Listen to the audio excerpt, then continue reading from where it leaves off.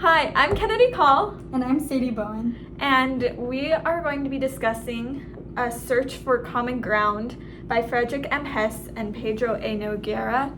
And this week our readings was their debate on a purpose of schooling in chapter 2. So to start, Pedro was the first person to write, and he was telling Rick how he felt that there were three primary functions of schooling. That there's the social, there's economic, and political, and how they all kind of work together to create what schooling is today. And so understanding that there are different factors was key that he felt. He also said when it comes to schooling that schooling has two main goals, but they do kind of contradict each other. The goals of going to school and schooling is to pass on past knowledge, but also to teach kids about the future so that later on they can become productive members of society. And Pedro focused largely on citizenship, kind of like how she was talking about being productive members of society, but citizenship in general, and how schools allow children an opportunity to learn about new things, but also learning about how to be a functioning and participating member of society that can work well with other people, who's cooperative, who can problem solve and think and understand other people's feelings, and how that affects any interactions later on in life as well. And also, while talking about socialization and economically, he was talking about how an interesting fact or point that he made that I found was how he talks about how discrimination unfolds in the classroom and how it's not in big ways. You don't notice like big things, but it's simple things like the game of cooties. Where kids start to make fun of or pick out kids that are a little different than them, who might have a disability, who might be a different skin color, who might talk different, and how that kind of will slowly start to seep into the classroom, and how it's important that we get rid of that, because that will affect school for those children who are being singled out, and how ultimately that makes them feel different and left out, and then it makes them dislike school more than other students, and that's a disadvantage to them. And oftentimes those students are already disadvantaged, and so when that happens, it makes it even harder for them to feel like they will be able to succeed and become successful and become more than what they've always been told they'll become. Going back to your first point, Pedro says that, like you were saying, they're too focused on passing on old knowledge, and he thinks they need to focus more on passing on knowledge to help them later on in the future. Like, they use an example about how this school in New York let the kids go to the government to let them wear hats, and actually participating and voting and stuff, which is a lot better because it's helping them actually get involved and learn through acting instead of just reading or whatever. He also says that, like I was saying, laws and rules can't always help, and are the only things that help kids, and they need to experience things for themselves. So yeah, that democratic process of oh, we have this problem and now let's solve it together, and the teacher's allowing them to say, hey, we want to wear hats, and there's more to that story, but ultimately these students were able to have what they wanted because they learned how to function in a democratic society, and that's the big thing of school. Another thing was that Rick's main focus was on social and being having a social environment at school, and how it is a place to be social and find friends and mentors and explore their new roles and cultivate empathy and understanding and self-discipline, and understanding that there's life outside of them, and how working with other people is a big thing of learning how to be a good person, and how they'll start to see shared values, and how those shared values will help them connect with one another and be able to ultimately do that problem solving, learn how to work together. And as they get older in high school, like that story, they're able to use the democratic process to come up with solutions to issues. And so, and Rick also kind of brings up how learning has kind of joy and struggle, and how it's important for those both to exist in order for them to truly succeed in school, because school won't be exciting if there isn't the struggle. And if there's too much struggle, they get discouraged, and that cycle of discouragement and encouragement and working to make that work. I disagree that. So Pedro kept saying that there are a lot of downsides to the social aspect, but Rick was saying that the social aspect is what is necessary and really is helping the kids learn and grow. And Rick also added that he wants kids to be eventually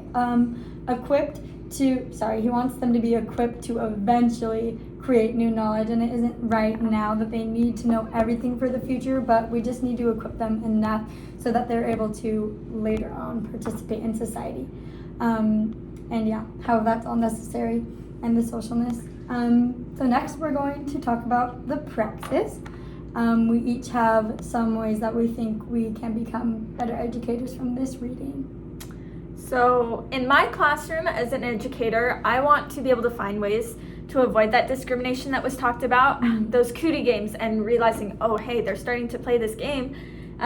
Maybe they don't see what's wrong with it, but as an educator, it's going to be my job to step in and say, hey, let's find a different game. That's not making our friends feel very loved right now. How can we include our friends too? And helping them find ways to find alternatives without making fun of their peers, and showing them why that's important, that we are inclusive and that we are all alike in our own ways, and how we can all work together, even despite differences that they might be noticing as young children, that they are not even quite understanding that they're starting to notice that there are differences. And also something else that I want to do as an educator is foster that positive kind of learning environment.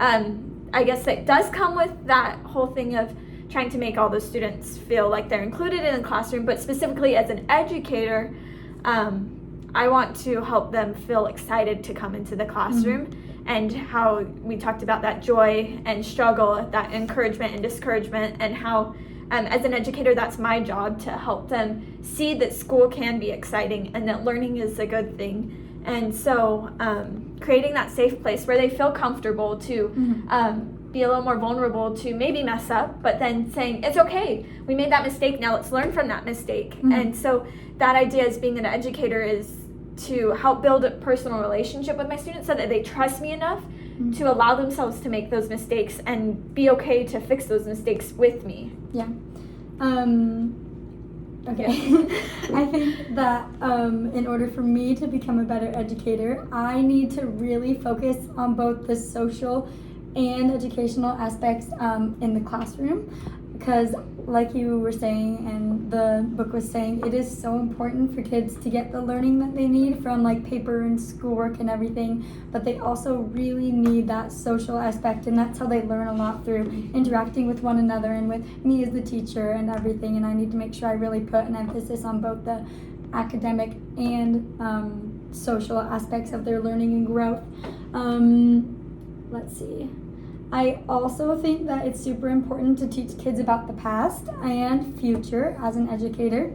I think in my classroom I am going to focus on the past, like the book was saying. It is important for them so they can learn and not repeat mistakes made in the past, but that it's also vital for them to learn the skills that they need for the future. I think that's almost more important. So as an educator, I am going to work really hard to make sure that my students have what they need in order to become productive members of society later on and get jobs and help out and everything. So now we're going to move on to the final part, the reflection. And so as I was thinking, I was kind of thinking that, well, I do understand what Pedro is saying about that discrimination and how I focused a lot about that and how I want to keep that out of my classroom. I thought that it was also better describe the purpose of schooling by Rick. I believe that Rick was onto something when he speaks about schooling being where kids learn their social skills, because ultimately it's allowing them a place to meet people and to have interactions with both their peers, but with also mentors, as us as teachers as the mentors. And I was kind of thinking as I was reading about how the pandemic has affected us in the classroom, and how I was in the classroom, and my fourth graders, we noticed lots of social discrepancies that normally would not be in place as a fourth grader at that point. But because of the pandemic, they're a couple years behind socially that normally students before would be already at a social point that just simply isn't there because of that lack of schooling that took place for that social growth between peers and mentors, and understanding how to work together in a school environment. And so as a lack of that interaction, so I just kind of was reflecting on how essential it is that educators, that we work to ensure the best classroom environment for our students now, and recognizing those needs, and then creating that social environment so that they can be successful in the world, and having that purpose of schooling really come about. And yeah, just to wrap it up, I agree with almost everything she said. I think I take Rick's side more than Pedro's. He says he's the one who talks about how necessary it is for them to have that social interaction, which I think is so important because, like you said, with COVID, we saw how that really affected people to not interact socially. And I think it's super important for them to face struggles in school. I really liked how the book pointed that out, because those struggles are what help make us stronger and learn and grow. So, yeah.